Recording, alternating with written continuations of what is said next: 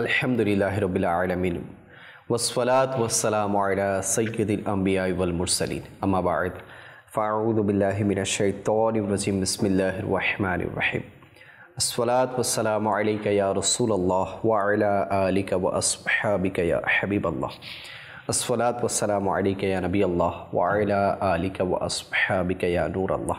মাদানী চ্যানেলের দর্শকবৃন্দ, দেখছেন অনুষ্ঠান আসুন কল্যাণের দিকে, ধারাবাহিক অনুষ্ঠান।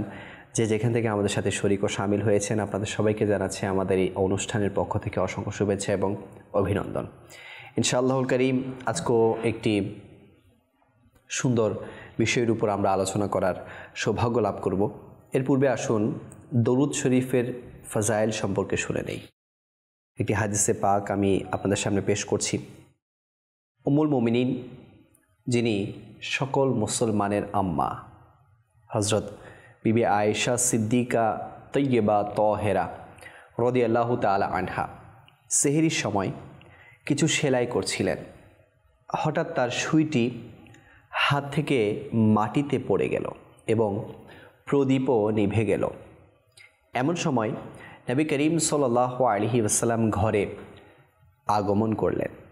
চেহারা মোবারকের আলোয় সারা ঘর আলোকিত হয়ে গেল, এমনকি সুইটিও পেয়ে গেলেন। তিনি রাদিয়াল্লাহু তাআলা আনহা আরজ করলেন, ইয়া রাসূলুল্লাহ সাল্লাল্লাহু আলাইহি ওয়াসাল্লাম, আপনার চেহারা মোবারক কতই না উজ্জ্বল। তখন প্রিয় নবী রাসূল আরবি সাল্লাল্লাহু আলাইহি ওয়াসাল্লাম ইরশাদ করলেন, সেই ব্যক্তির জন্য ধ্বংস যে আমাকে কিয়ামতের দিন দেখতে পাবে না। আরজ করা হলো, কে সেই ব্যক্তি যে আপনাকে দেখতে পারবে না? ইরশাদ করলেন, সে হলো কৃপণ ব্যক্তি। জিজ্ঞাসা করা হলো, কৃপণ কে? ইরশাদ করলেন, যে আমার নাম শুনল এবং আমার প্রতি দরুদ শরীফ পাঠ করল না। সাল্লু আলাল হাবিব সাল্লাল্লাহু তাআলা আলা মুহাম্মদ সাল্লাল্লাহু তাআলা আলাইহি ওয়াসাল্লাম সালাতাম ওয়া সালামান আলাইকা সাইয়্যিদি ইয়া রাসূলুল্লাহ। দর্শক, দেখলেন তো, প্রিয় মুস্তাফা সাল্লাল্লাহু আলাইহি ওয়াসাল্লামের উপর দরুদে পাক পড়ার কারণে কাল কিয়ামতের দিন আমরা প্রিয় মুস্তাফার দিদার পাবো, জিয়ারত করতে পারবো। আর যদি দুনিয়াতে থাকা অবস্থায় আমরা এটা নিয়ে কৃপণতা করি, আমরা যদি না পড়ি, প্রিয় মুস্তাফার নাম শুনে যদি ওনার উপর দরুদ শরীফ না পড়ি, তাহলে কাল কিয়ামতের দিন আমরা হতভাগা হয়ে যাব। আল্লাহ কারীম আমাদের সবাইকে বুঝার ও আমল করার তৌফিক দান করুক। মাদানী চ্যানেলের দর্শকবৃন্দ, একবার ভারতের দিল্লিতে প্রকট আকারে দুর্ভিক্ষ দেখা দিল, অর্থাৎ অনাবৃষ্টি। আর অনাবৃষ্টির কারণে খাবারের কমতি, স্বল্পতা এটা দেখা দিল। মানুষের অনেক দোয়ার পরও বৃষ্টি হলো না। হজরত নিজামুদ্দিন আবুল মুয়াইদ রহমতুল্লাহি তাআলা আলাইহি তার আম্মাজান রহমতুল্লাহি তাআলা আলাইহা এর পোশাকের একটি সুতো, শুধুমাত্র পোশাকের একটি সুতো হাতে নিয়ে দোয়া করলেন, হে আল্লাহ, এটা ওই মহিলার জামার সুতো যেই মহিলার প্রতি কোনো না মুহরিমের দৃষ্টি পড়েনি। আমার মাওলা, এর ওসিলায় রহমতের বৃষ্টি বর্ষণ করো। তখনও দোয়া শেষ হয়নি, হঠাৎ বৃষ্টি শুরু হয়ে গেল। আল্লাহ পাকের রহমত তার প্রতি বর্ষিত হোক এবং তার ওসিলায় আমাদের বিনা হিসাবে ক্ষমা হোক। তো প্রিয় ইসলামী ভাইয়েরা, আপনারা দেখলেন একজন আল্লাহ ওয়ালির শুধুমাত্র কাপড়ের সুতার বদৌলতে আল্লাহ পাক দোয়া কবুল করেছেন। আর ওই আল্লাহ ওয়ালি কেমন ছিলেন? যার উপর কোনো না মুহরিমদের দৃষ্টি পড়েনি, যাকে কখনো বেগানা পুরুষ, অর্থাৎ যাদের সাথে বিবাহ বৈধ এমন কোনো পুরুষের নজর পড়েনি। তাহলে উনি কেমন ছিলেন? উনি বাহায়া ছিলেন, উনি পর্দাশীল ছিলেন, পর্দার মধ্যে থাকতেন, যার কারণে ওনাকে কেউ দেখেনি, না মুহরিমরা কখনো দেখেনি। তো আজকে আমরা যে বিষয়টি নিয়েছি সেটা হচ্ছে ইসলামী পর্দা। আজকে পর্দার বিধান আমাদের সমাজ থেকে উঠে গিয়েছে। আজকে বা হায়া লোক খুব কম আমাদের সমাজে পাওয়া যায়, বেহায়ার ছড়াছড়ি চারিদিকে। মুসলমানদের সাহায্যকারী বনি খোয়াজা গোত্রের এক ব্যক্তি তার উটে আরোহণ করে কোথাও যাচ্ছিল। এমত অবস্থায় সে মক্কায়ে মুকাররমা থেকে একটু দূরে লাজ লজ্জার অধিকারিণী একজন পর্দাশীলা মহিলাকে মরু উপত্যকার পায়ে হেঁটে সফর করতে দেখে আশ্চর্য হয়ে গেল। তার ধারণা হলো যে এই মহিষী মহিলা ওই সকল মুসলমানদের অন্তর্ভুক্ত হবে যাদের মক্কাবাসীরা মদিনায় যেতে বাধা প্রদান করছে। সে মহিলাকে জিজ্ঞাসা করার পর যখন ওই ব্যক্তির বিশ্বাস স্থাপন হলো, তখন তার মনে এটা সায় দিল না যে সে নবী করিম সাল্লাল্লাহু আলাইহি ওয়াসাল্লামের এরূপ ভক্তকে এভাবে একা সফর করতে। সুতরাং সে নিজের সফরকে মুলতবি করে নিজের উট ওই পর্দাশীলা মহিলাকে পেশ করে মদিনা শরীফ পৌঁছে দেওয়ার দৃঢ় সংকল্প করে নিল এবং লাজ লজ্জার অধিকারিণী ওই পর্দাশীলা মহিলা একে অদৃশ্য সাহায্য মনে করে গ্রহণ করে নিল। আর এভাবে এক নিশ্চুপ সফর শুরু হলো, যা ইতিহাসের পাতায় ওই সোনালি স্মরণ রেখে গেছে, যার উপর আজও ঈর্ষান্বিত হওয়া যায়। রাসূলের প্রেমে অধৈর্য হয়ে একাকী মদিনার পানে সফরকারিণী ওই পর্দাশীলা মহিলার হিম্মত সম্পর্কে কী আর বলবো। ওই মহিলা স্বয়ং তার এই সফরের কাহিনী কিছুটা এভাবে বর্ণনা করেন যে সফর অবস্থায় ওই ব্যক্তি, যে ব্যক্তি এই মহিলাকে হেল্প করেছে, ওই ব্যক্তি পুরো পথে আমার সাথে কোনো কথা বলেননি, বরং যখন আরামের সময় হতো তখন সে উটকে বসিয়ে দিয়ে দূরে চলে যেত এবং আমি উটের হাওদা অর্থাৎ আরোহী বসার স্থান থেকে নেমে কোনো ছায়া বিশিষ্ট গাছের নিচে চলে যেতাম। অতঃপর সে উটকে আমার থেকে দূরে কোনো গাছের নিচে বেঁধে দিত এবং স্বয়ং নিজে সেখানেই কোথাও আরাম করে নিত। আর আবারও যখন সফরের সময় হতো তখন উটের উপর হাওদা আরোহী বসার স্থান রেখে তাকে আমার দিকে ছেড়ে দিয়ে দূরে সরে যেত। আমি আরোহণ করার পর চুপচাপ এসে লাগাম ধরত এবং মদিনার দিকে চলা শুরু করত। এভাবে সফর অবস্থায়ও আমি নেকাব পরিহিত ছিলাম এবং পর্দা করার ব্যাপারে আমার কোনো সমস্যা হয়নি। আল্লাহ তাআলা ওই ব্যক্তিকে উত্তম প্রতিদান দান করুক যে সে খুবই উত্তম চরিত্র প্রদর্শন করেছিল। যখন আমি পৌঁছলাম তখন সর্বপ্রথম উম্মুল মুমিনিন হযরত সাইয়্যিদাতুনা উম্মে সালামা রাদিয়াল্লাহু তাআলা আনহায়ের আস্তানা মুবারাকে উপস্থিত হলাম। আমি তখনও নেকাব অবস্থায় ছিলাম, যার কারণে সাইয়্যিদাতুনা উম্মে সালামা রাদিয়াল্লাহু তাআলা আনহা আমাকে চিনলেন না। সুতরাং আমি চেহারা থেকে নেকাব সরিয়ে নিজের পরিচয় দিলেন এবং যখন বললেন যে আমি একা হিজরত করেছি, তখন তিনি আশ্চর্য হয়ে গেলেন আর আশ্চর্য হয়ে জিজ্ঞাসা করতে লাগলেন, আসলেই কি তুমি একাই আল্লাহ তাআলা এবং তার রাসূল সাল্লাল্লাহু আলাইহি ওয়াসাল্লামের সন্তুষ্টির উদ্দেশ্যে হিজরত করেছ? আমি স্বীকার করলাম। তখনও আমরা কথা বলছিলাম এবং এমন সময় রাসূল আকরাম সাল্লাল্লাহু আলাইহি ওয়াসাল্লাম তাশরিফ নিয়ে এলেন এবং সম্পূর্ণ ঘটনা জানার পর হুজুর সাল্লাল্লাহু আলাইহি ওয়াসাল্লাম আমাকে স্বাগত জানালেন আর আমার এভাবে ইসলামের জন্য হিজরত করাকে প্রশংসা করলেন।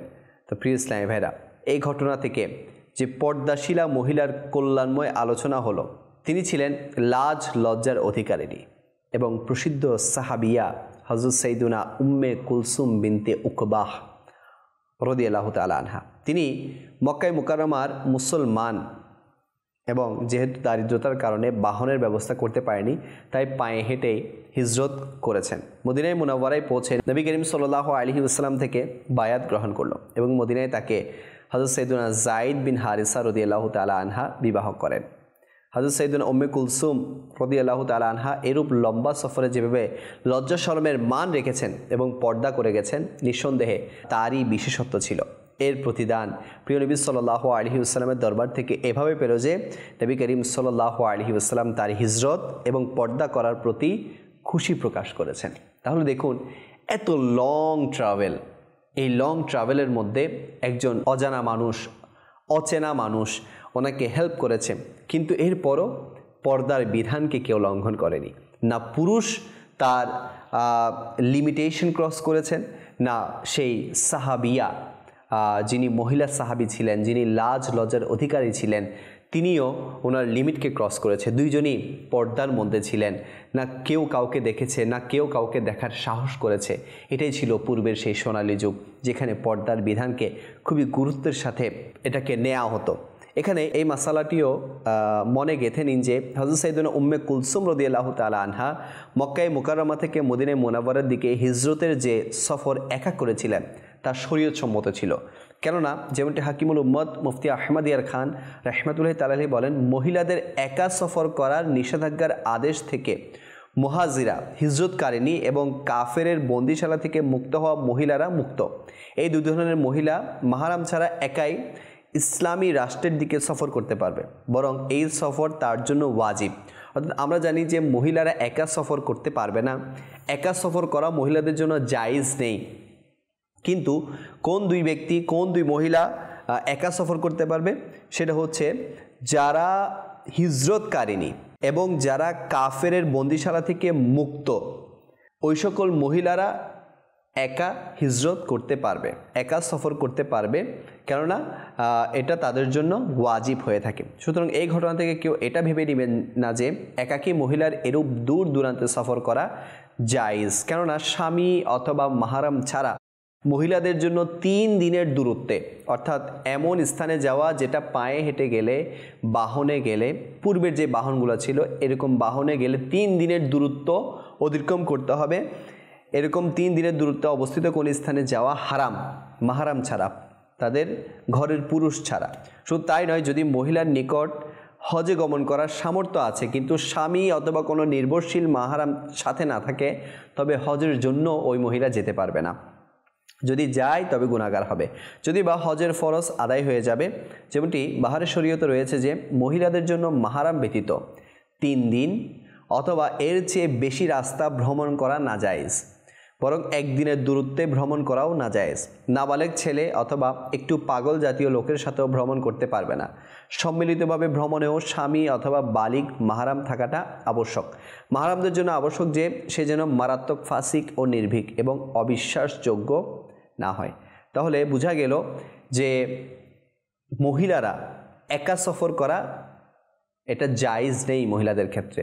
3 দিনের দূরত্ব যে পথটা আছে এটা।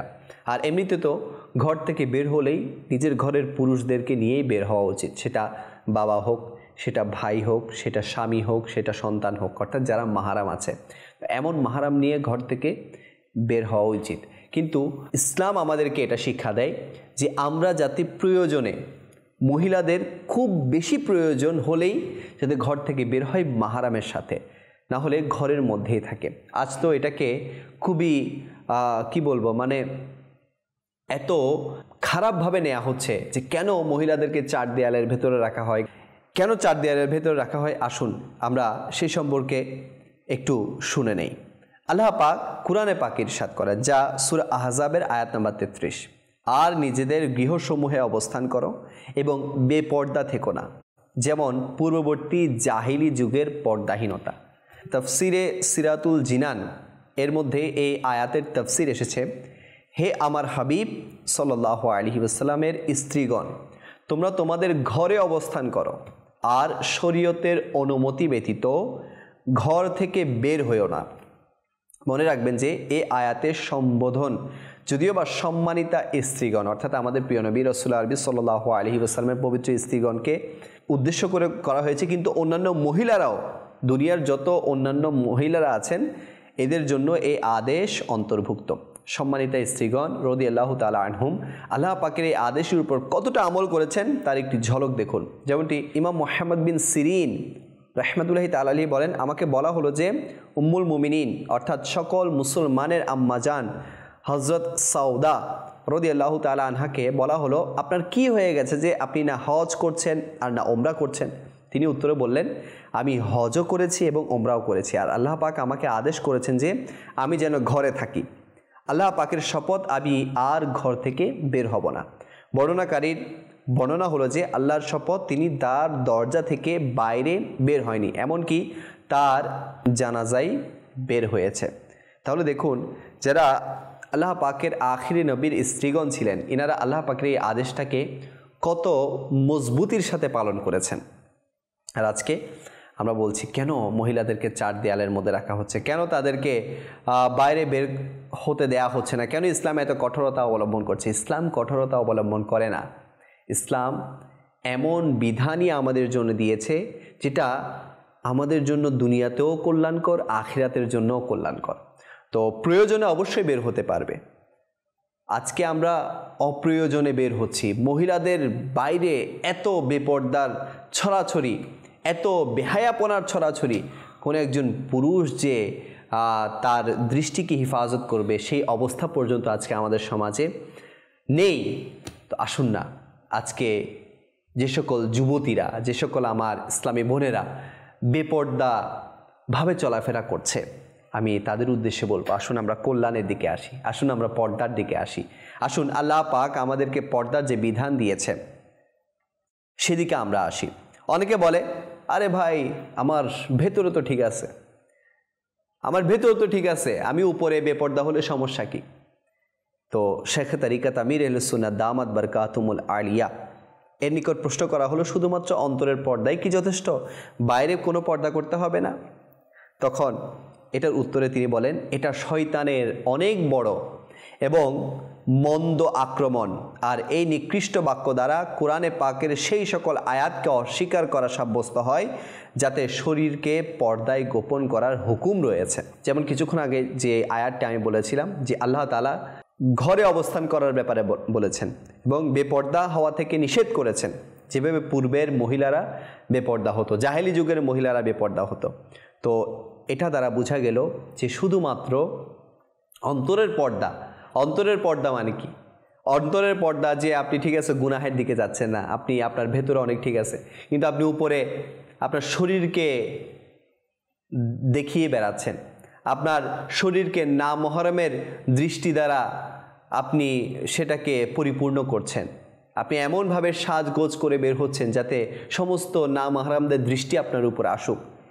এটা কি মাআযাল্লাহ গুনাহের কাজ নয়? আপনাকে দেখা যাদের জন্য হারাম তাদেরকে আপনি দেখিয়ে বেড়াচ্ছেন, অথচ আপনার জন্য যারা মাহারাম, যারা শুধু আপনাকে দেখতে পারবে, আপনি তাদেরকে ছাড়া বাকি সকল পুরুষদের সামনে বেপর্দাভাবে চলাফেরা করছেন। আজকে আমাদের সমাজ অনেক বেশি নোংরা হয়ে গেছে। আজকে আমাদের চারিদিকে যদি আমরা তাকাই, বেপর্দার ছড়াছড়ি, বেপর্দার ছড়াছড়ি। ইসলাম আমাদেরকে পর্দার বিধান দিয়েছে। আজকে আমরা দেবর ভাবির মধ্যে পর্দা এটা উঠিয়ে ফেলেছি। আজকে আমরা চাচির সাথে পর্দার বিধান উঠিয়ে ফেলেছি। আজকে আমরা কাজিনদের সাথে পর্দার বিধান উঠিয়ে ফেলেছি। কেন ভাই? ইসলাম আমাকে যেখানে পর্দার কথা বলছে, কেন আমি পর্দা করছি না? আচ্ছা, অনেকে মনে করে আরে পর্দা তো শুধু মেয়েদের জন্য, ছেলেদের জন্য কোনো পর্দা নেই। না প্রিয় ভাই, ছেলেদের জন্যও পর্দা আছে। তো এজন্য আমাদেরকে, যারা আমরা যুবক রয়েছি বা আমরা যারা পুরুষ রয়েছি, তাদেরকেও পর্দা মেনটেন করতে হবে। এমন পোশাক পরতে হবে যাতে আমাদের উপর কারো দৃষ্টি না যায় বা আমাদের উপর কারো খারাপ দৃষ্টি না যায়। আজকে আমরা পুরুষরাও নিজের শরীরকে প্রদর্শন করে থাকি, নিজের গোপন অঙ্গগুলোকে প্রকাশ করে থাকি, এমন এমন পোশাক পরে থাকি। তো পোশাকের ক্ষেত্রেও পর্দা মেনটেন করতে হবে। পুরুষদের জন্য পর্দা, মহিলাদের জন্য পর্দা। পুরুষদের জন্য পুরুষদের যে পর্দার বিধান, সেই পর্দার বিধান তাকে মেনটেন করতে হবে, এবং মহিলাদের জন্য যে পর্দা, তাদেরকে সেই পর্দার বিধান মেনটেন করতে হবে।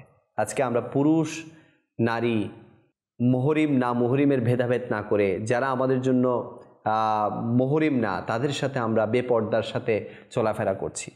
আল্লাহ তাআলা আমাদের সবাইকে হেফাজত করুক। আসুন আল্লাহ ওয়ালারা কিভাবে পর্দা করতেন, দুটি ঘটনা আমরা শুনি। হযরত সাইয়্যিদুনা আসমাঈ রাহমাতুল্লাহি তাআলা আলাইহি বলেন, একদিন আমি কাফেলার সাথে সিরিয়ার পথে হজ করার উদ্দেশ্যে বাইতুল্লাহ শরীফের উদ্দেশ্যে বের হলাম।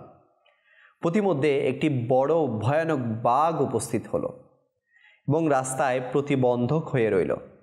আমি আমার সাথের লোককে জিজ্ঞাসা করলাম, কাফেলায় কি এমন কেউ নেই যে তরবারি নিয়ে এই বাঘটিকে তাড়িয়ে দেবে? তখন লোকটি উত্তর দিল, আমি এমন কাউকে চিনি না, তবে একজন মহিলা আছে যে তরবারি ছাড়াই এটিকে সরিয়ে দিতে পারবে। অতঃপর আমরা উভয়ে উঠে দাঁড়ালাম এবং নিকটেই উটের হাওদার, অর্থাৎ উটের উপর আরোহী যেখানে বসে, এর পাশে গেলাম। লোকটি ডাক দিল, হে কন্যা, হাওদা থেকে নিচে নামো আর আমাদের থেকে এই বাঘটিকে দূর করে দাও। ভিতর থেকে আওয়াজ এলো, হে আমার সম্মানিত পিতা, আপনার মন কি সহ্য করবে যে বাঘ আমাকে দেখুক?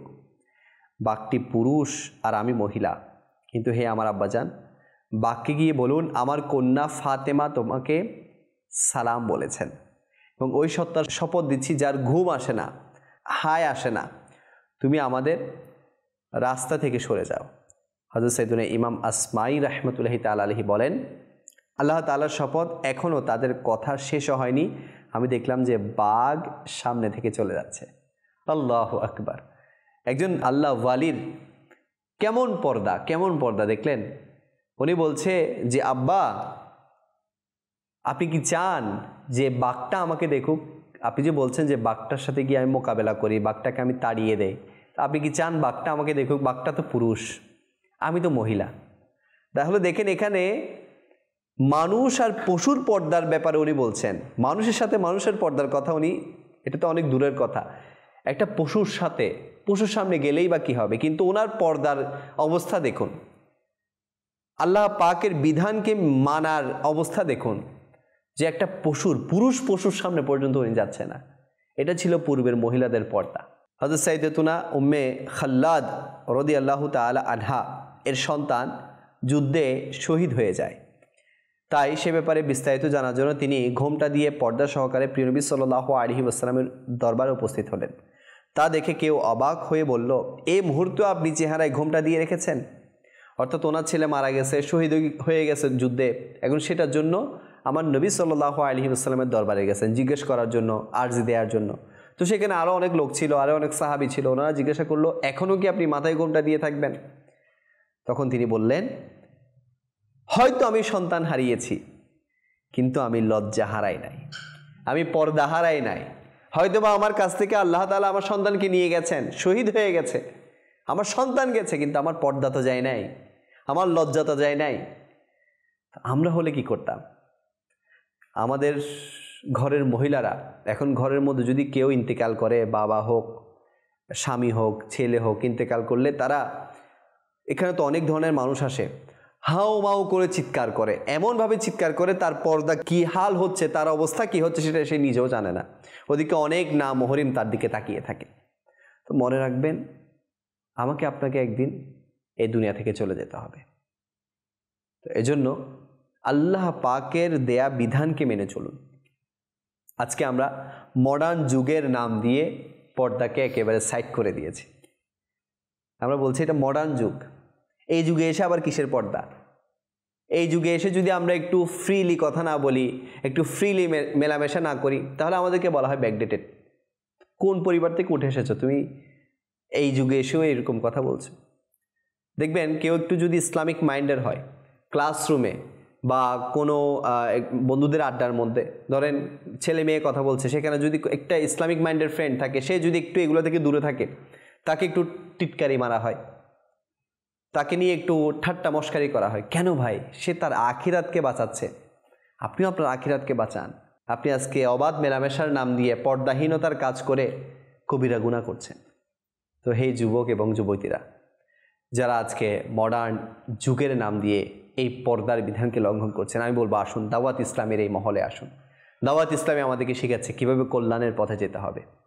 দাওয়াত ইসলামে আমাদেরকে শেখাচ্ছে কীভাবে পর্দার বিধানকে মানতে হবে। তো এই জন্য আমি আপনাদেরকে বলবো, যারা পুরুষ আছেন তারা দাওয়াত ইসলামের ইজতিমাগুলোতে অংশগ্রহণ করুন। দাওয়াত ইসলামের যে পুরুষদের অ্যাক্টিভিটি আছে সেগুলোতে অংশগ্রহণ করুন। ইনশাআল্লাহ আপনি পর্দার বিধানকে মানা আপনার জন্য সহজ হয়ে যাবে। আর যারা মহিলারা আমাকে শুনছেন, যুবতীরা আমাকে শুনছেন, আমি আপনাদেরকে বলবো দাওয়াত ইসলামের মহিলাদের যে দিনী কাজগুলো আছে, যে অ্যাক্টিভিটিসগুলো আছে, আপনারা সেখানে অংশগ্রহণ করুন। ইনশাআল্লাহ আপনিও পর্দার বিধানকে মানতে পারবেন, পর্দার বিধান মানা আপনার জন্য সহজ হয়ে যাবে। আল্লাহ পাক আমাদের সবাইকে পর্দা মেনটেন করার, পর্দা মোতাবেক নিজের জীবন অতিবাহিত করার, নিজের জীবনে পর্দার বিধানকে নিয়ে আসার সেই তৌফিক দান করুক। আজকে এতটুকুই। ইনশাআল্লাহ নেক্সট পর্বে অন্য একটি বিষয় নিয়ে আলোচনা করার সৌভাগ্য লাভ করব। আপনাদের সুস্থতা কামনা করে এখানে শেষ করছি। সল্লু আলাল হাবিব সাল্লাল্লাহু তাআলা আলা মুহাম্মদ।